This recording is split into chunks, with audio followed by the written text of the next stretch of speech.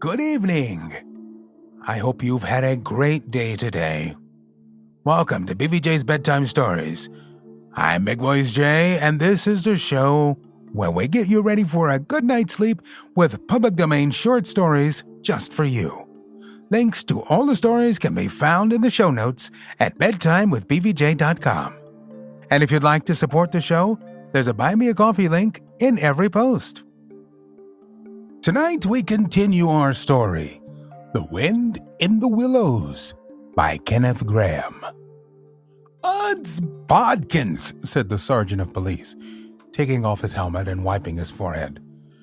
"Rouse thee, old loon, and take over from us this vile toad, a criminal of deepest guilt and matchless artfulness and resource. Watch and ward him with all thy skill, and mark thee well, greybeard, should aught untoward befall, thy old head shall answer for his, and a murrain on both of them." The Growler nodded grimly, laying his withered hand on the shoulder of the miserable toad. The rusty key creaked in the lock. The great door clanged behind them, and Toad was a helpless prisoner in the remotest dungeon of the best-guarded keep of the stoutest castle in all the length and breadth of merry old England. Chapter 7. The willow wren was twittering its thin little song, hidden himself in the dark selvage of the riverbank. Though it was past 10 o'clock at night, the sky still clung to and retained some lingering skirts of light from the departed day, and the sullen heats of the torrid afternoon broke up and rolled away at the dispersing touch of the cool fingers of the short midsummer night. Mole lay stretched on the bank, still panting from the stress of the fierce day that had been cloudless from dawn to late sunset, and waited for his friend to return.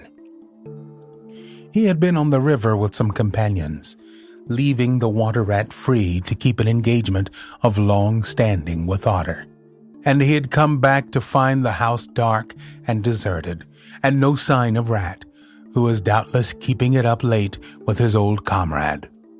It was still too hot to think of staying indoors, so he lay on some cool dock leaves and thought over the past day and its doing, and how very good they all had been. The rat's light footfall was presently heard approaching over the parched grass. "Oh, the blessed coolness," he said, and sat down, gazing thoughtfully into the river, silent and preoccupied. "You stayed to supper, of course," said the mole presently. "Simply had to," said the rat. "They wouldn't hear of my going before. You know how kind they always are, and they made things as jolly for me as ever they could, right up to the moment I left. But I felt a brute all the time, as it was clear to me they were very unhappy, though they tried to hide it. Mole, I'm afraid they're in trouble. Little Portly's missing again, and you know what a lot his father thinks of him, though he never says much about it." "What, that child?" said the mole lightly. "Oh, suppose he is. Why worry about it? He's always straying off and getting lost, and turning up again. He's so adventurous. But no harm ever happens to him. Everybody hereabouts knows him and likes him, just as they do old Otter. And you may be sure some animal or other will come across him and bring him back again all right. Why, we found him ourselves, miles from home, and quite self-possessed and cheerful." "Yes, but this time it's more serious," said the rat gravely. "He's been missing for some days now, and the otters have hunted everywhere, high and low, without finding the slightest trace. And they've asked every animal, too, for miles around, and no one knows anything about him. Otter's evidently more anxious than he'll admit. I got out of him last young Portly hadn't learned to swim very well yet, and I can see he's thinking of the where. There's a lot of water coming down still, considering the time of year, and the place always had a fascination for the child. And then there are, well, traps and things, you know. Otter's not the fellow to be nervous about any son of his before it's time. And now he is nervous. When I left, he came out with me, said he wanted some air, and talked about stretching his legs. But I could see it wasn't that. So I drew him out and pumped him and got it all from him at last. He was going to spend the night watching by the ford. You know, the place where the old ford used to be in bygone days before they built the bridge? I know it well, said the mole. But why should Otter choose to watch there? Well, it seems that it was there he gave Portly his first swimming lesson, continued the rat. From that shallow, gravelly spit near the bank. And it was there he used to teach him fishing, and there young Portly caught his first fish, of which he was so very proud. The child loved the spot, and Otter thinks that if he came wandering back from wherever he is, if he is anywhere by this time, poor little chap, he might make for the fort he was so fond of, and if he came across it, he'd remember it well and stop there and play, perhaps. So Otter goes there every night and watches, on the chance, you know, just on the chance. They were silent for a time, both thinking of the same thing, the lonely, heart-sore animal crouched by the ford, watching and waiting the long night through on the chance. Well, said the rat presently, I suppose we ought to be thinking about turning in. But he never offered to move. Rat, said the mole, I simply can't go and turn in and go to sleep and do nothing, even though there doesn't seem to be anything to be done. We'll get the boat out and paddle upstream. The moon will be up in an hour or so, and then we will search as well as we can. Anyhow, it will be better than going to bed and doing nothing. Just what I was thinking myself, said the rat. It's not the sort of night for bed anyhow, and daybreak is not so very far off. And then we may pick up some news of him from early risers as we go along. They got the boat out, and the rat took the sculls, paddling with caution. Out in midstream there was a clear, narrow track that faintly reflected the sky. But wherever shadows fell on the water from bank, bush, or tree, they were as solid to all appearance as the banks themselves, and the mole had to steer with judgment accordingly. Dark and deserted as it was, the night was full of small noises, song and chatter and rustling, telling of the busy little population who were up and about, plying their trades and vocations through the night, till sunshine should fall on them at last, and send them off to their well-earned repose. The water's own noises, too, were more apparent than by day, its gurglings and cloops more unexpected and near at hand, and constantly they stared at what seemed a sudden clear call from an actual, articulate voice. The line of the horizon was clear and hard against the sky, and in one particular quarter it showed black against a silvery climbing phosphorescence that grew and grew. At last, over the rim of the waiting earth, the moon lifted with slow majesty till it swung clear of the horizon and rode off, free of moorings, and once more they began to see surface meadows widespread, and quiet gardens, and the river itself from bank to bank, all softly disclosed, all washed clean of mystery and terror, all radiant again as by day, but with a difference that was tremendous. Their old haunts greeted them again in other raiment, as if they had slipped away and put on this pure new apparel and come quietly back, smiling as they shyly waited to see if they would be recognized again under it. Fastening their boat to a willow, the friends landed in this silent silver kingdom, and patiently explored the hedges, the hollow trees, the runnels and their little culverts, the ditches and dry waterways. Embarking again and crossing over, they worked their way up the stream in this manner, while the moon, serene and detached in a cloudless sky, did what she could, though so far off, to help them in the quest. Till her hour came and she sank earthwards reluctantly, and left them, and mystery once more held field and river. Then a change began slowly to declare itself. The horizon became clearer, field and tree came more into sight, and somehow with a different look. The mystery began to drop away from them. A bird piped suddenly and was still, and a light breeze sprang up and set the reeds and bulrushes rustling. Rat, who was in the stern of the boat, while Mole sculled, sat up suddenly and listened with a passionate intentness. Mole, who with gentle strokes was just keeping the boat moving while he scanned the banks with care, looked at him with curiosity. "It's gone," sighed the rat, sinking back in his seat again. "So beautiful and strange and new. Since it was to end so soon, I almost wish I never heard of it. For it has roused a longing in me that is pain, and nothing seems worthwhile but just to hear that sound once more and go on listening to it forever. No, there it is again," he cried, alert once more. Entranced, he was silent for a long space, spellbound. "Now it passes on, and I begin to lose it," he said presently. "Oh, Mole, the beauty of it! The merry bubble and joy, the thin, clear, happy call of the distant piping.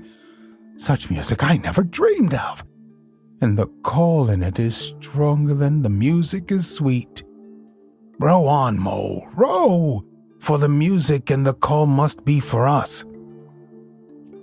The Mole, greatly wondering, obeyed. "I hear nothing myself," he said, "but the wind playing in the reeds and rushes and osiers."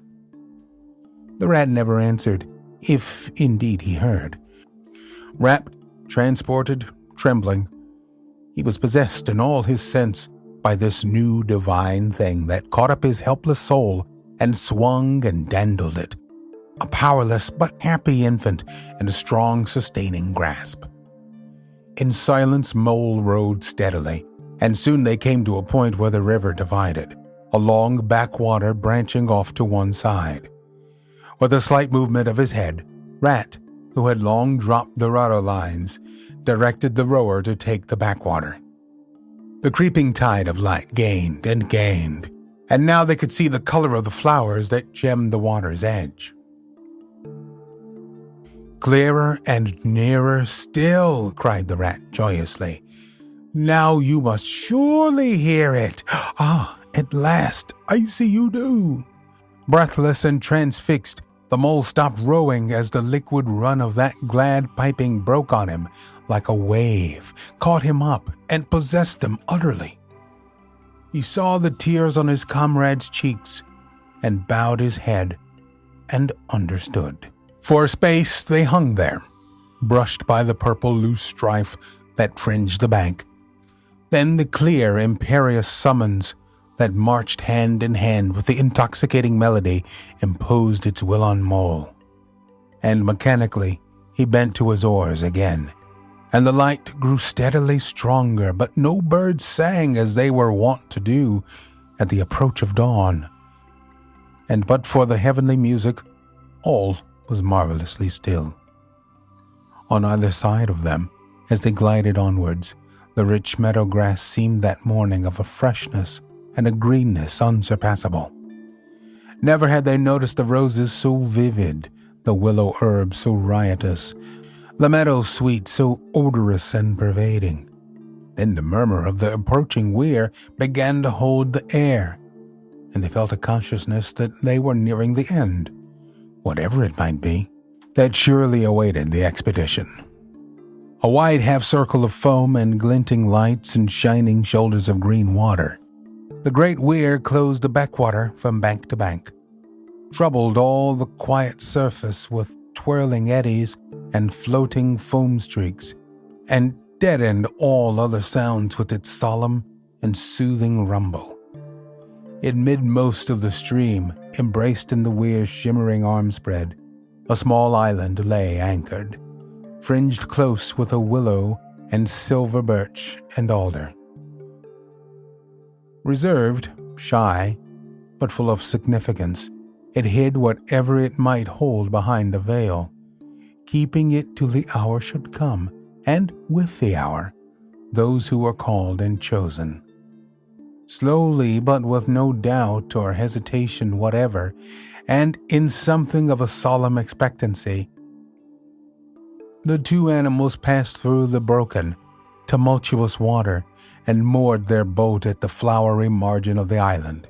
In silence they landed and pushed through the blossom and scented herbage and undergrowth that led up to the level ground, till they stood on a little lawn of a marvelous green, set round with nature's own orchard trees, crabapple, wild cherry, and sloe. "This is the place of my song dream, the place the music played to me," whispered the rat, as if in a trance. "Here, in this holy place, here, if anywhere, surely we will find him."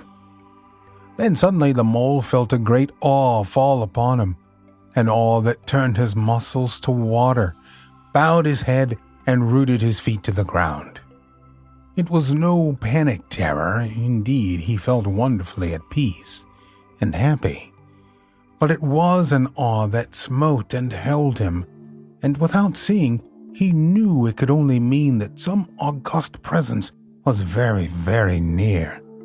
With difficulty he turned to look for his friend, and saw him at his side, cowed, stricken, and trembling violently. And still there was utter silence in the populous bird-haunted branches around them, and still the light grew and grew.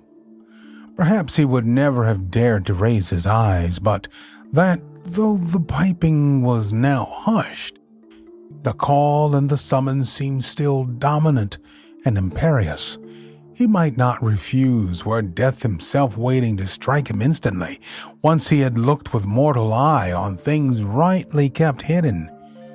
Trembling he obeyed, and raised his humble head, and then, in that utter clearness of the imminent dawn, while nature, flushed with fullness of incredible color, seemed to hold her breath for the event, he looked in the very eyes of the friend and helper, saw the backward sweep of the curved horns gleaming in the growing daylight, saw the stern, hooked nose between the kindly eyes that were looking down on him humorously, while the bearded mouth broke into a half-smile at the corners, saw the rippling muscles on the arm that lay across the broad chest, the long supple hand still holding the panpipes only just fallen away from parted lips, saw the splendid curves of the shaggy limbs disposed in majestic ease on the sward, saw, last of all, nestling between his very hooves, sleeping soundly in entire peace and contentment,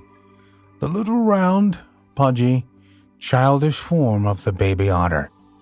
All this he saw for one moment, breathless and intense, vivid on the morning sky, and still, as he looked, he lived.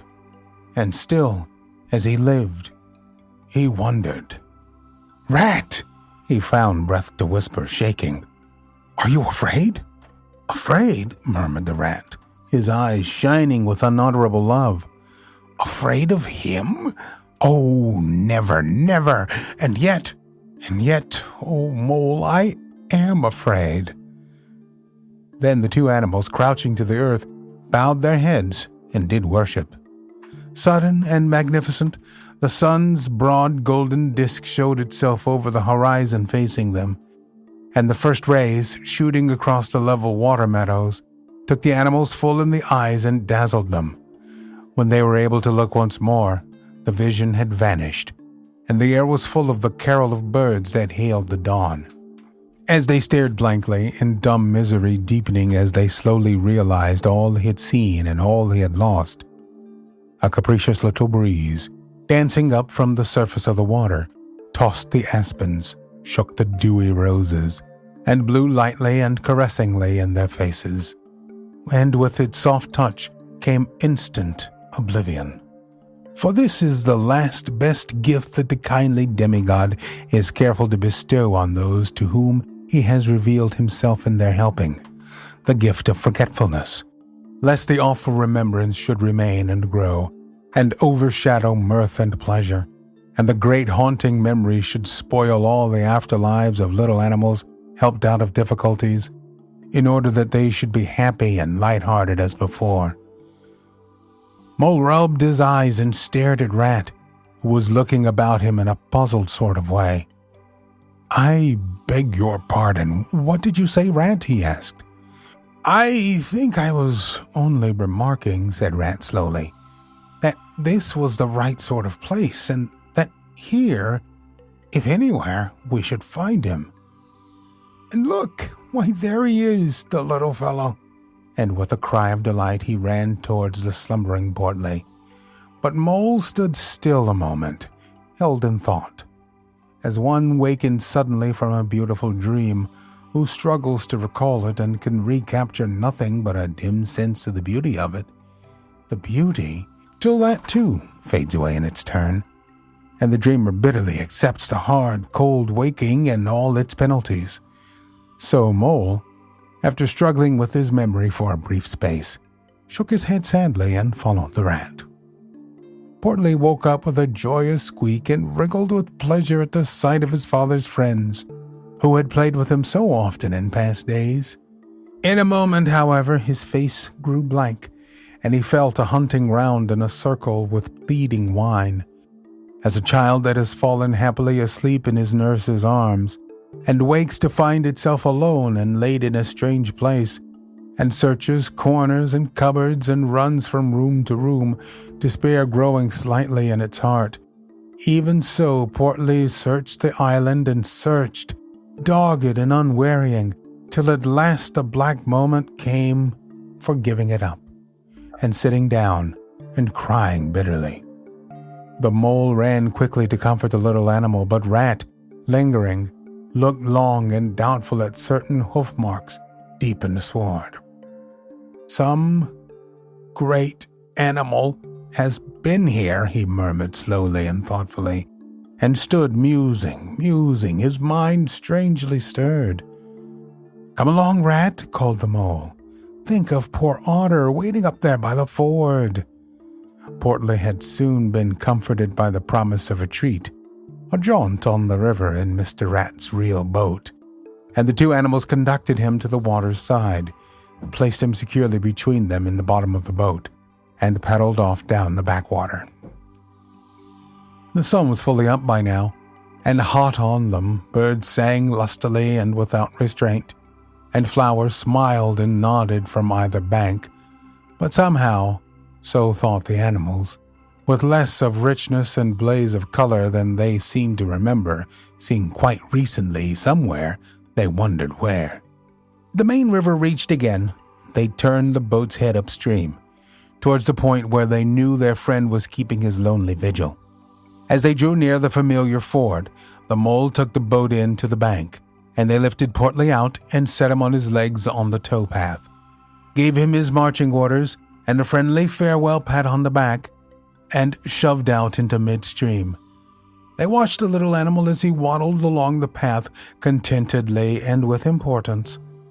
Watched him till he saw his muzzle suddenly lift and his waddle break into a clumsy amble, as he quickened his pace with shrill whines and wriggles of recognition.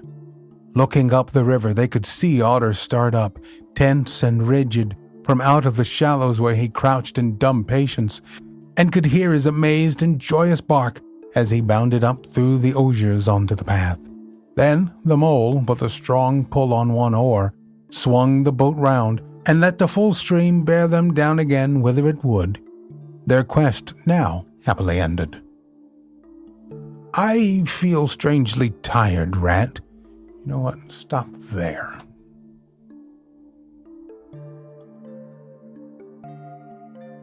We'll continue our story on our next episode. We are always on the hunt for great stories like these to feature on the show. You can send your suggestions to bigvoicejay@gmail.com. We've got a YouTube channel full of stories from the show. Go to tiny.cc/BVJ Bedtime.